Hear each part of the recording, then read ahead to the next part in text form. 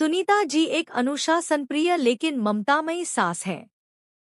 उनके 5 बेटे हैं और संयोग से उन्हें ऐसी 5 बहुएं मिली जो स्वभाव में एक दूसरे से बिल्कुल अलग हैं, फिर भी एक धागे में पिरोई हुई हैं।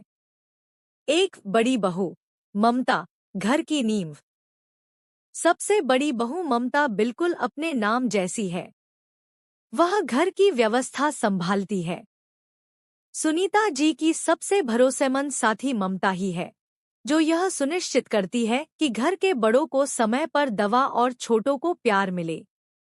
दूसरी बहू सरिता, प्रबंधन की मास्टर। सरिता का दिमाग गणित में बहुत तेज है। घर का बजट, राशन और शादी ब्याह के लेनदेन की जिम्मेदारी उसी की है। सुनीता जी को पता है कि अगर सरिता ने हिसाब देखा है तो एक पैसे की भी चूक नहीं होगी। तीसरी बहू वर्षा, कला और स्वाद। वर्षा के हाथों में जादू है। रसोई में जब वह कमान संभालती है तो घर का खाना किसी होटल के स्वाद को भी मात दे देता है। वह न केवल अच्छा खाना बनाती है, बल्कि घर की सजावट और त्योहारों की रौनक भी उसी से है। चौथी बहू प्रीति, खुशियों की लहर। प्रीति घर की सबसे हंसमुख सदस्य है। वह कामकाजी है, लेकिन घर आते ही माहौल में जान फूंक देती है। सुनीता जी का जब भी मूड खराब होता है, प्रीति अपनी बातों और चुटकुलों से उनका दिल जीत लेती है। पांचवी बहू कोमल, नई सोच की किरण। सबसे छोटी बहू कोमल आधुनिक विचारों वाली है। उसने सुनीता जी को तकनीक से जोड़ा है।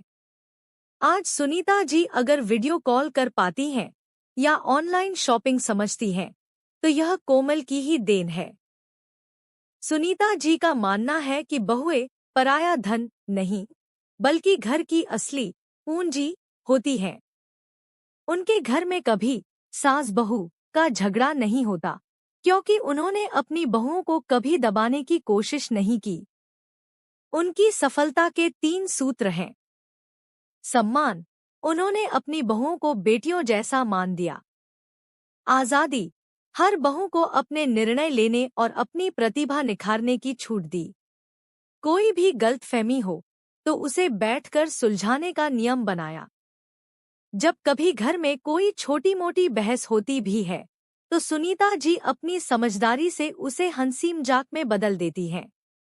वह जानती है कि जैसे हाथ की 5 उंगलियां बराबर नहीं होती, वैसे ही उनकी 5 बहुएं अलग हैं।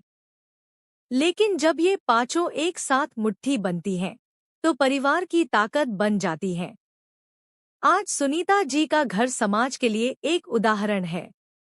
लोग उनकी बहुओं की तारीफ करते नहीं थकते और बहुएं भी गर्व से कहती हैं कि उन्हें सास नहीं, बल्कि एक माँ मिली है जिसने पूरे घर को स्वर्ग बना दिया है।